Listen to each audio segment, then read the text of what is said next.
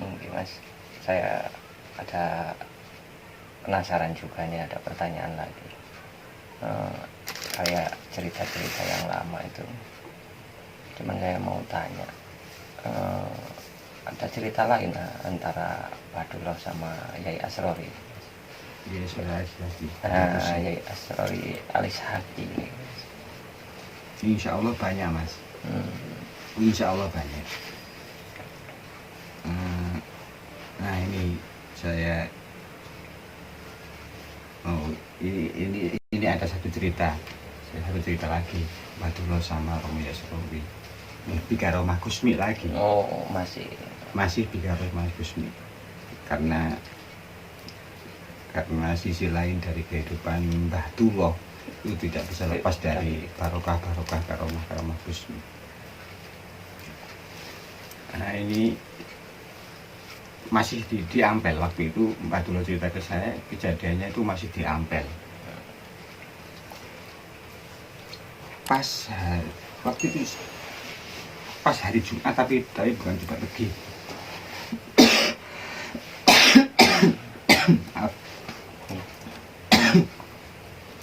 Masih hari Jumat tapi bukan Jumat Legi, karena Badullah cerita ke saya itu habis atau bakdo sholat Jumat itu kurang lebih antara jam 2, atau setengah 2 atau jam 2. Intinya itu habis sholat Jumat itu bertepatan panjenenganipun Romo Asrori, Hadratus Syekh Romo Asrori itu berada di entah Jumatan di Masjid Ampel ataukah habis mengimami di pondok ke Masjid Ampel, saya kurang tahu. Cuman intinya itu mendatangi Badullah di Masjid Ampel. Waktu itu Badullah masih melakukan rutinitas bersih-bersih kamar mandi Masjid Ampel. Dan kebetulan hampir selesai pekerjaan Badullah itu sebagai cleaning service di Masjid Ampel, itu membersihkan kamar mandi. Akhirnya ditemui sama Romo Asrori. Dan Badullah ketika ditemui sama Romo Asrori, otomatis langsung seperti biasanya, langsung mencium tangan Romo Asrori. Terus akhirnya Romo Asrori bilang ke Badullah, panggilannya Badullah dari Romo Asrori waktu itu Mas Dullah. Dari Romo Asrori itu kalau memanggil Badullah itu Mas Dullah. Romo Asrori bilang ke Badullah, Mas Dullah, sampean waktunya ikut saya pergi jalan-jalan ke rumah teman-teman saya. Karena kenapa? Karena ini untuk penyempurnaan. Badullah bilang, penyempurnaan bagaimana? Romo Yai, Badullah bilang itu. Terus Romo Asrori bilang ke Badullah, Allah menciptakan bumi 7 lapis, menciptakan langit 7 lapis, menciptakan samudra 7 macam, menciptakan hari bilangannya juga 7. Makanya sudah waktunya sampai mendapat barokah panjenenganipun Gusmi. Romo Asrori bilang gitu, saya menyempurnakan bilangan 7 itu. Nggih, monggo nderekaken. Istilahnya Badullah bilang, nggih, saya ikut panjenengan. Dia diajak Anehnya waktu itu Romo Esrori itu biasanya kan pakai mobil. Nah, waktu itu ketika keluar dari komplek Masjid Ampel itu sudah dijemput sama becak. Lah anehnya juga becak itu 7. Misalnya loh, masa mbah? Sama cuma berdua kok Becaknya 7. becaknya 7. Loh iya, becaknya itu yang menanti itu 7. Yang menanti maksudnya itu yang menanti 7 ya saya tumpangi sama Romo itu ya 1, cuma 1. Karena saya menumpangi hanya berdua sama satu becak itu berdua. Tapi yang loh maksudnya yang 7 ini gimana? Loh becak 7 itu dikasih bayaran semua sama Romo Yesus. Tapi yang mengantarkan hanya 1. Oh kirain 7 bareng.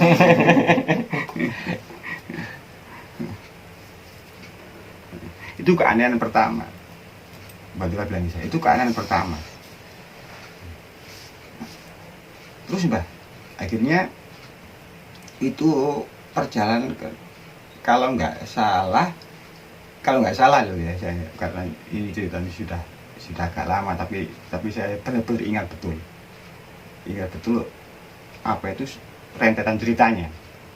Cuman kadang-kadang kan detailnya kan kadang-kadang saya lupa masalahnya. Saya bukan pelakunya kan bantu loh. Jadi saya kan kadang-kadang itu lupa detailnya. Tapi alur ceritanya saya sangat apa itu sangat paham dan sangat hafal. Waktu itu kalau nggak salah teman pertama panjenengan Romo Esrori itu Mbah Dula bilang itu di daerah JMP, Jembatan Merah, Surabaya. Ya, tapi udah keluar dari komplek apa itu Masjid Ampel.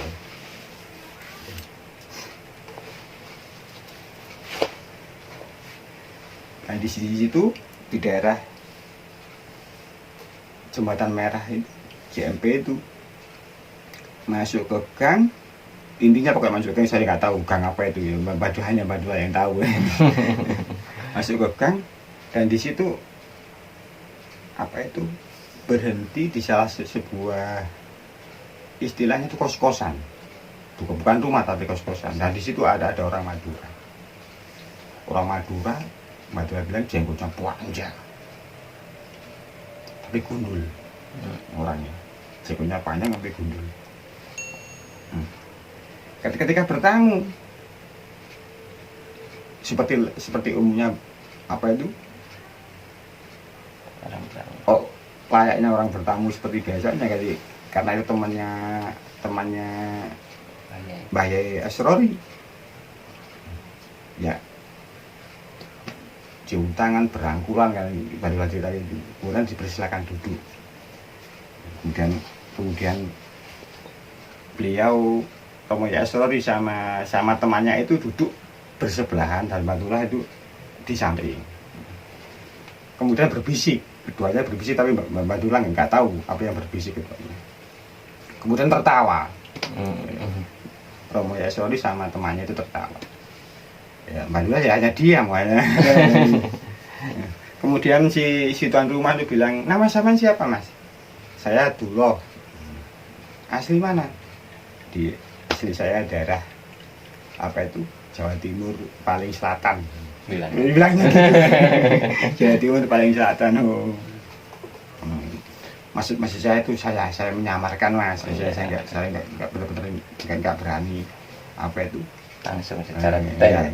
Saya sudah berjanji masalah sama Mbah Dula.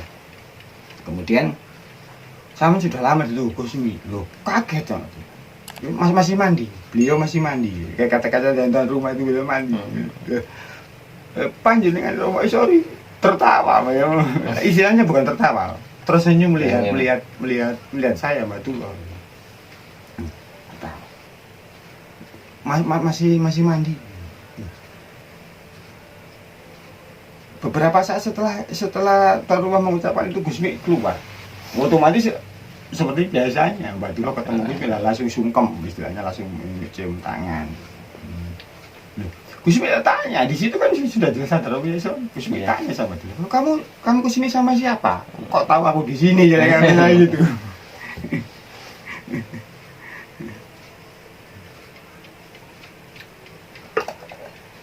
Terus Batula bilang, kulon akan Romo Yasori. Gus, gitu. Oh bagus kalau begitu, bagus. Akhirnya Romo Yasori juga sungkem sama Gusmi. Terus sebaliknya, saya titip dulu ya sama sampean gitu, bilangnya Gusmi sama, tolong sama didik secara lahiriah. Saya titip karena kasihan anak ini. Gusmi bilang sama Romo Yasori, karena kasihan anak ini. Saya kasihan sangat sama anak ini. Kemudian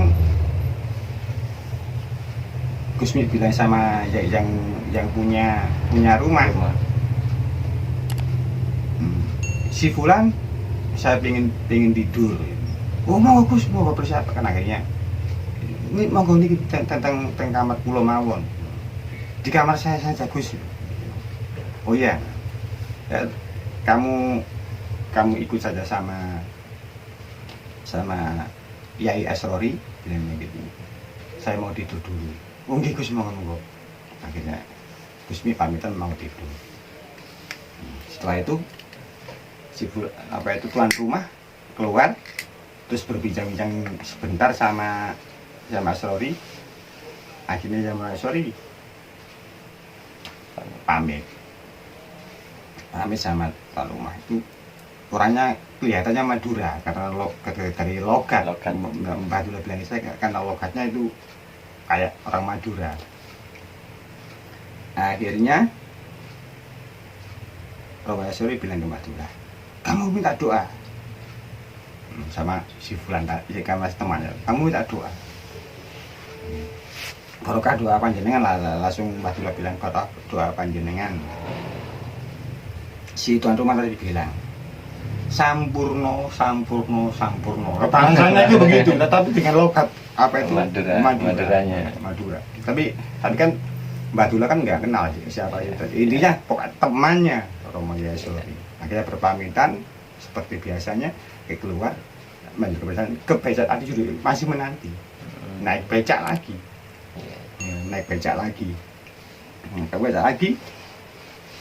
Masih di daerah JMP.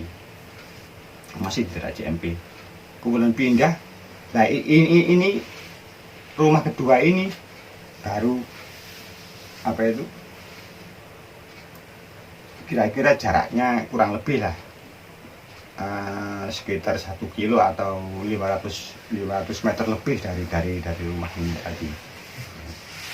Akhirnya seperti biasanya bertamu. Nah di situ, dan ternyata tuan rumahnya, ya, temannya Romo Yasori ini orang Arab. Yang kedua ini orang Arab. Tadi kan orang Madura, ini orang Arab. Akhirnya dipersilakan seperti tadi, bersalaman, berangkulan. Mbak Dula juga ikut. Kan hanya pengikut, kan diajak lagi kan.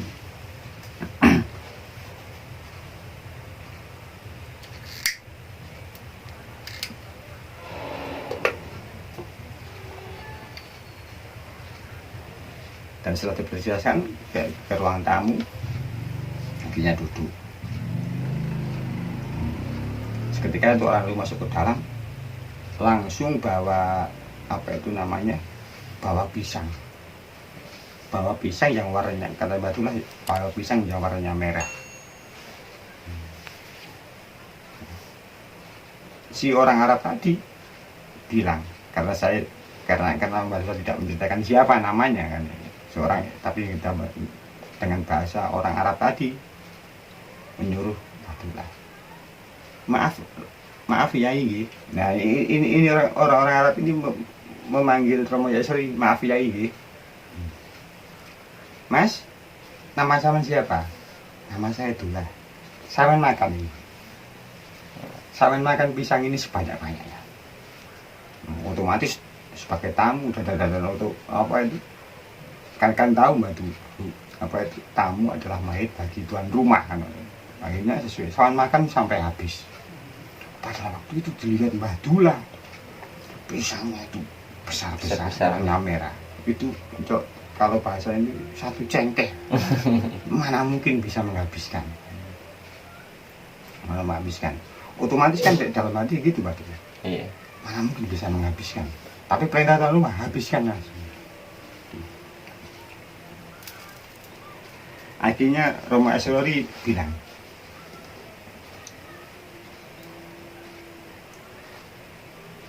Mas Dula, zaman saya ajari namanya Sholawat Jibril. Itu tuh kalau ada kesalahan saya mohon maaf karena saya kan hanya menirukan. Bacaannya kalau saya nggak niru, Sallallahu ala Muhammad. Bacanya gitu, Sallallahu ala Muhammad. Saman baca 7 kali tanpa nafas. Itu Tahan napas. ya, tanpa bernafas. Itu dari Romo Eslori. Setelah itu sesuai perintah dari panjenengane Romo Eslori, Badrul langsung melakukan itu. Melakukan Sallallahu alaihi Muhammad, Sallallahu alaihi Muhammad, Sallallahu alaihi Muhammad, Sallallahu alaihi Muhammad, Sallallahu alaihi Muhammad, Sallallahu alaihi Muhammad 7 kali. Bismillahirrahmanirrahim, langsung dimakan. Madula sampai heran. Cerita ke saya, loh, saya makan pisang besar-besar warna merah. Loh, itu loh, nggak ada 1 menit. Habis. Padahal tadi mana mungkin saya bisa menghabiskan. Itu kan bukti bahwa karomah aulia Allah, karomah alim ulama, karomah Romo Eslori.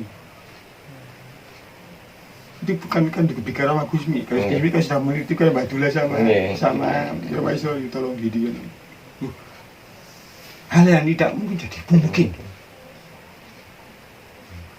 Saya juga kok muat perut saya habis sesuai akhirnya tuan rumah senang. Alhamdulillah, tamu yang menguntungkan ya, tamu yang membawa apa itu keberuntungan kalau gitu orang Arab tadi. Akhirnya bisik-bisik lagi si tuan rumah orang Arab ini sama kemudian tertawa kayak tadi yang yang pertama. Akhirnya selesai itu, oh ya, tunggu sebentar. Apa itu? Saya bangunkan Gusmi. Kan tadi Gusmi sudah pesan ke saya, kalau ada Romo Eslori, Yai Eslori bilangnya, Yai Eslori disuruh membangunkan. Akhirnya ke dalam rumah, ke dalam kamar, akhirnya dibangun. Gusmi sudah ada di situ. Nah tadi kan tidur. Iya. Gusmi itu ada di situ. Gusmi sudah ada di situ lagi. Gusmi tanya lagi, loh Dula, kamu kesini sama siapa? Loh sama yang pertama. Yang pertama tadi, yang pertama sama. Loh, kalian panggil Romo Eslori. Loh, terus Gusmi juga sama. Loh kok tahu dari sini kan itu? Ikut sama Romo Eslori. Gusmi tetap sama. Yai, saya titip dulu sama sampean, sama didik secara lahiriah. Kasihan itu loh. Jangan ngomong sama, saya dari sana. Bukan Beda tempat. Terus kemudian Gusmi pamit lagi sama si tuan rumah orang Arab. Tolong saya mau tidur lagi. Si orang mungkin mau Gus diantarkan ke kamar, dia Gusmi tidur lagi di apa itu di kamar orang Arab. Setelah itu Gusmi orang Arab tadi ke ruang tamu lagi berbicara sama Romeo Esrori. Romeo Esrori bilang, kamu gak usah minta doa sama orang ini. Kamu Mas Dula sama gak usah minta doa orang ini, karena doanya sudah sama makan. Terus sisi orang Arab tadi tertawa. Cuman satu, kalau bisa sampean cium lututnya. Tapi ya, apa ya? Romeo Esrori nggak bilang sama siapa ini, nggak bilang. Akhirnya sesuai perintah Romeo Esrori, lututnya apa itu tuan rumah orang Arab ini dicium. Lalu perpamitan sebagainya, naik becak lagi. Masih sama becaknya. Masih sama.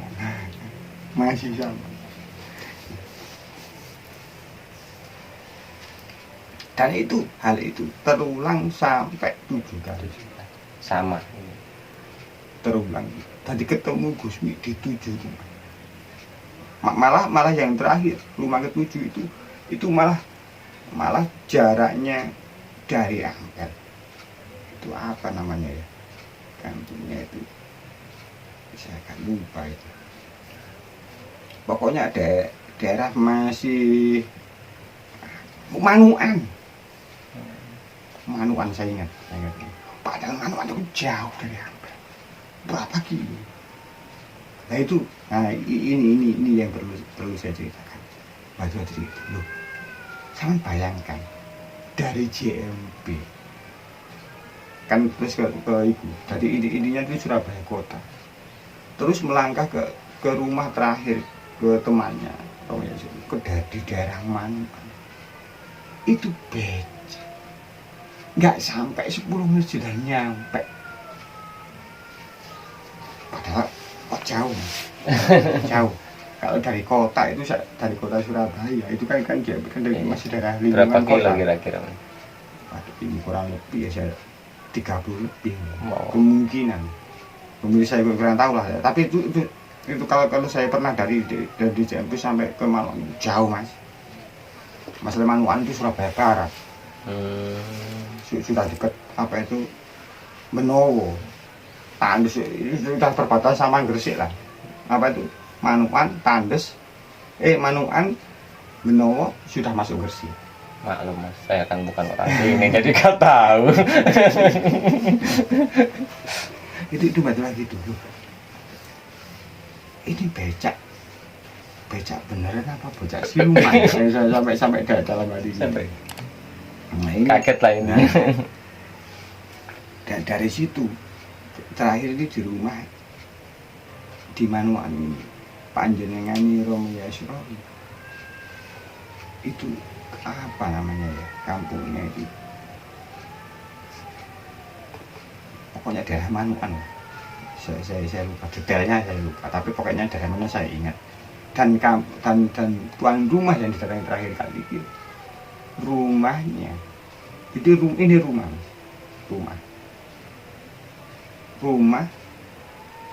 ada keanehan. Rumahnya itu hanya satu petak tapi pakai bambu.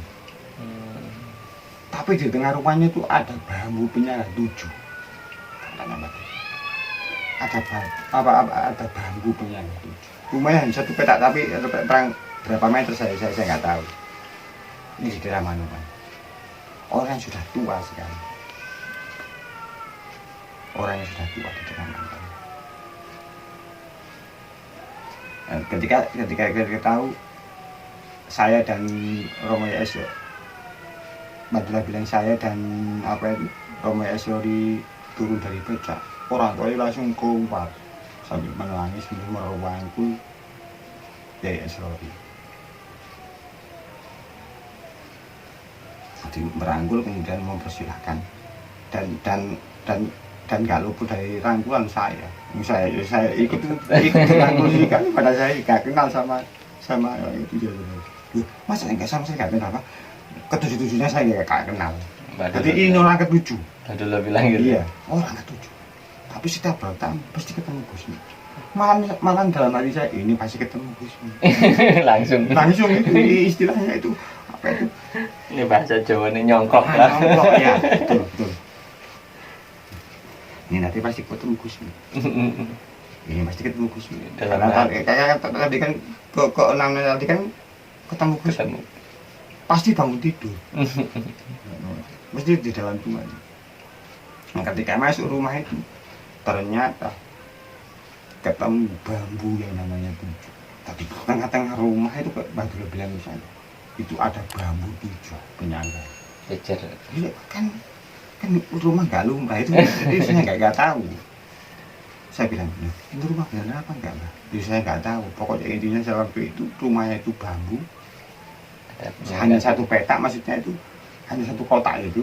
Cuma tengah-tengahnya ada bambu tujuh. Dan warnanya itu ya yang lucu ya, yang Mbak Tia bilang saya warnanya itu kayak pelangi, merah kuning gitu. Jadi warnanya itu kayak gitu. Jadi nggak seperti bambu yang biasanya.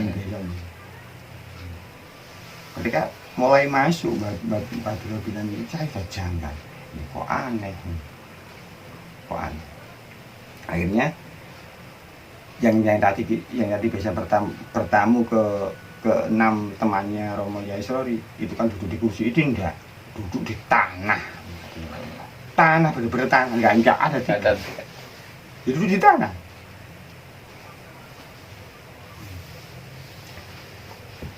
Kemudian setelah beramah-tamah sekitar kurang lebih 5 menit dan saya Madura bilang saya hanya mendengarkan. Cuma saya nggak paham apa yang dibicarakan sama Yaisrori sama temannya itu yang sudah tua itu. Saya nggak paham, tapi saya mendengarkan, tapi nggak paham apa yang dibahas. Akhirnya si orang tua tadi, padahal rumahnya tuh Madura bilang ke saya itu kotak, ya kelihatan sumpah namanya hanya kotak. Di tengahnya itu hanya apa itu? Hanya bambu penyangga tujuh. Ya tidak ada tiket, tidak ada apa-apa di dalam. Cuman ketika apa itu tuan rumah si orang tua tadi berdiri, beliau itu Batulah bilang beliau itu menghitung bambu 1, 2, 3. Habis 3 itu langsung 5. Habis 3 itu langsung 5. Diloncati. Ya, 5. 4-nya enggak ada. 5, tapi enggak keliru. 5, 6, 7. Terus di bambu yang apa itu? Di bambu yang nomor 4 ya yang enggak diucapkan. Itu kayak apa ya? Bahasanya dikelimbek. Nah, apa itu dirobek? Dirobek kulitnya. Otomatis itu keluar air, Mas. Keluar air. Kemudian si orang tua tadi bilang, permisi ya sorry. Saya permisi ya. Bilang ke Romo Yaisrori bilang, nama sama siapa? Saya dulu Mbah, karena sudah tua. Saya dulu Mbah, cepat sini minum ini. Jadi airnya itu mengalir kayak panjuran, panjuran. Cepat minum air ini. Seketika itu Romo Yaisrori bilang,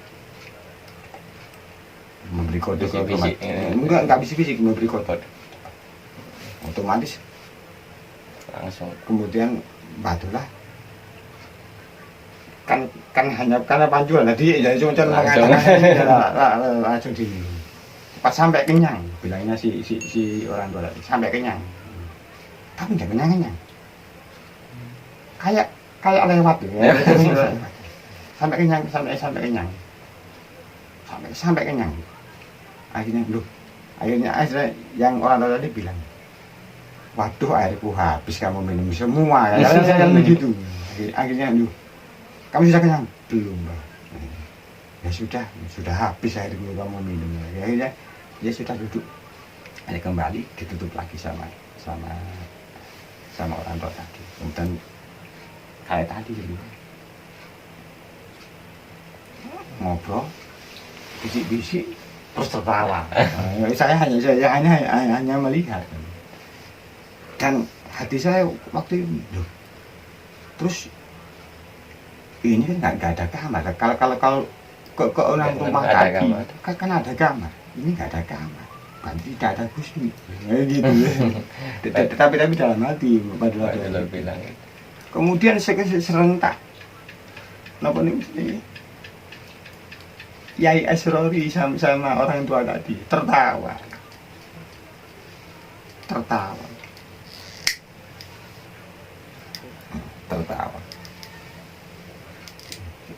Tertawa kayak apa?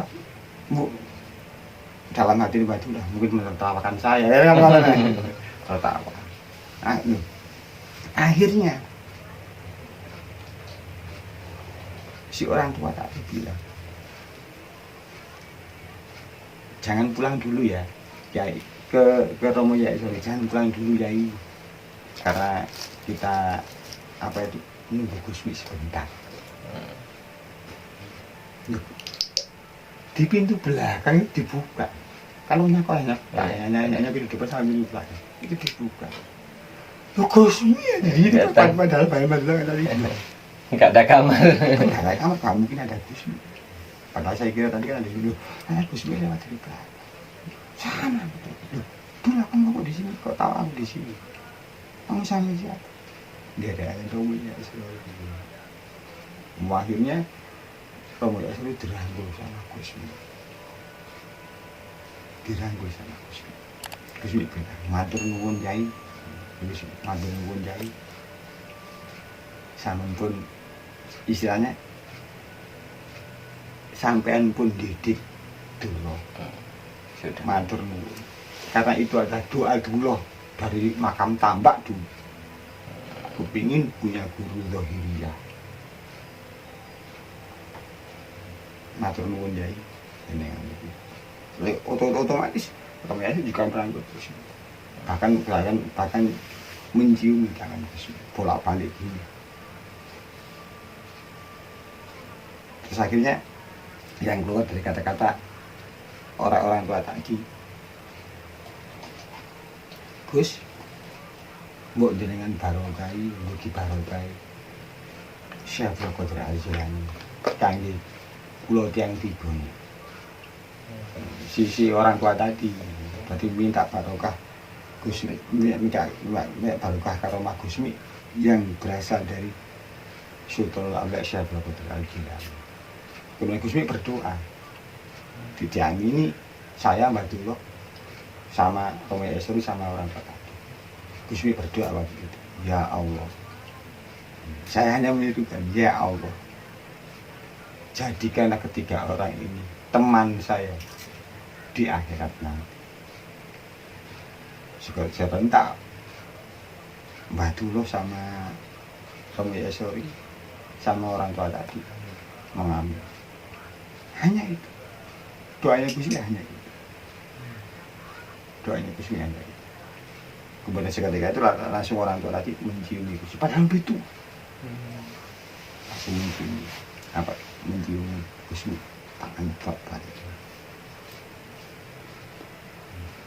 Dan setelah itu Gusmi, sudah saya ingin jalan-jalan sebentar. Seperti biasa. Pulang pergi secepat kilat, datang secepat kilat, pergi secepat kilat.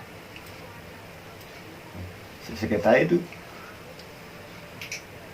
temannya Romo Esri bilang, Yai matur nuwun sangat kerawan jenengan kali sederek dulah. Matur nuwun kula dipun dangu kepengin sederek tenan namu pangestune karomai Gusmi bisa berkodir, insya Allah kula gampil percaya. Akhirnya bilang begitu. Kemudian dirangkul sama komputer. Dan akhirnya Mbah Dulo sama Mbah Sori pulang naik becak seperti itu. Wow, dari manuan ke Sampai kayak gelap. Sampai Tidak ada satu menit. kemudian diturunkan. Tapi waktu itu ketika turun dari becak, becak yang enam tadi masih berjaga di situ. Kemudian ketika turun, Romo Esori bilang ke Mas Dullah, Mas Dullah, saya ikut ke dalam, maksudnya ke komplek Masjid Ampel karena saya harus pulang.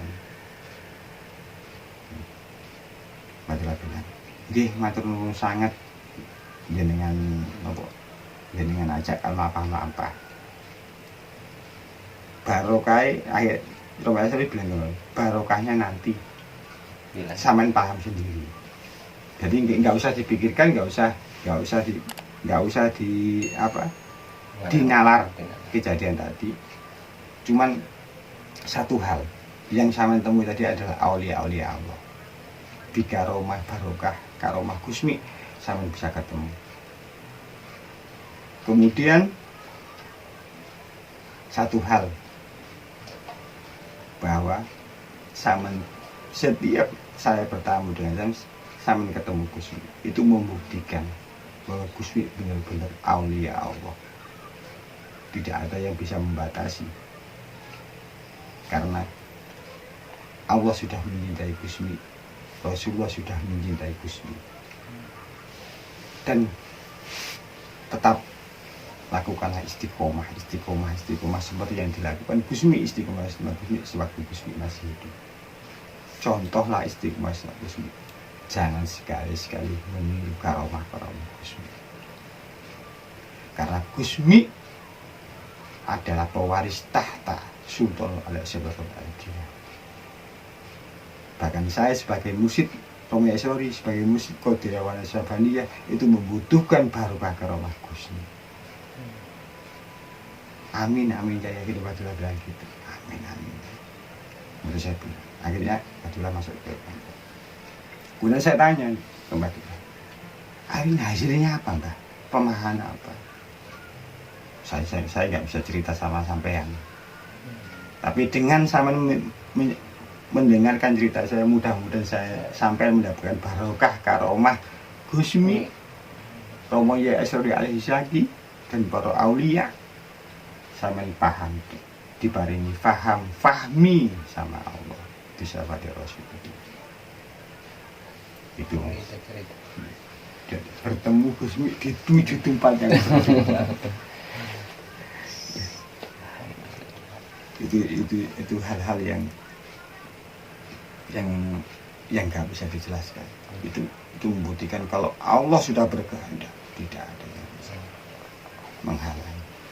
Cuman pulau yang penasaran sedikit loh Mas.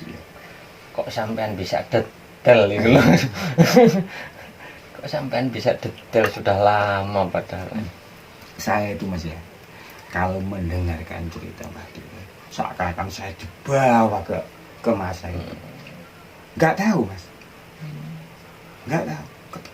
Ketika saya itu mendengarkan cerita Mbak Dullah, itu seakan-akan itu saya melihat TV. Yang di film itu yang saya sukai. Jadi kan nggak bisa hilang. Itu istilahnya. Tapi sebenarnya saya juga nggak tahu Mas. Sebenarnya saya juga nggak tahu. Malah apa namanya? Dari cerita ini kan sangat detail. Saya dari tadi kok malah mikir itu kok bisa.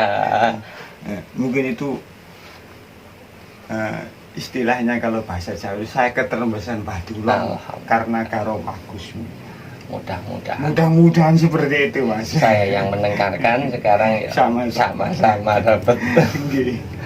Mudah-mudahan, karena itu kan hal-hal yang nggak bisa dinalar. Cuman kan tetap saya nggak bisa sedetail sama Mbah Dullah, karena banyak hal yang nggak bisa saya ceritakan. Banyak hal yang dari cerita Mbah Dullah itu yang kadang-kadang Mbah Dullah itu tidak menjelaskan secara detail. Tapi alhamdulillah ketika saya mendengarkan cerita Mbah Dullah itu seakan-akan gitu Mas. Kayak lihat TV. Iya. Kok kayaknya menjiwai. Nggak tahu saya melihat TV seakan-akan saya dibawa ke apa itu, ke cerita itu. Seperti itu. Mudah-mudahan. Nah, mungkin bagi saya mungkin saya keterembesan barokah karo Mas Gusmi dari Mbah Dari Duloh. Mbah Duloh itu tadi. Mudah-mudahan seperti itu. Karena setelah apa itu, setelah saya sering mendengarkan cerita Mbah Duloh tentang Gusmi, saya itu secara pribadi dan ya pernah sudah minta izin, saya sering menghadiri fatihah kepada beliau Hadratus Syekh Kyai Hamid Jazuli ke Gusmi, untuk keluarga beliau, zuriyah beliau, juga untuk semua keluarga besar Pondok Al Falah Ploso, bahkan Al Mukarram Hadratus Syekh Romo Jazuli, Romonipun Gusmi, bahkan semua keluarga dan santri-santri. Mudah-mudahan saya yang mendengarkan juga bisa sama lah. Amin, Dapat. amin. Mudah-mudahan hanya dengan dan kita berbagi cerita, cerita saya tambah yakin, Mas juga tambah bisa nambahin. Iya. Terima kasih. Ntar disambung lagi. Disambung.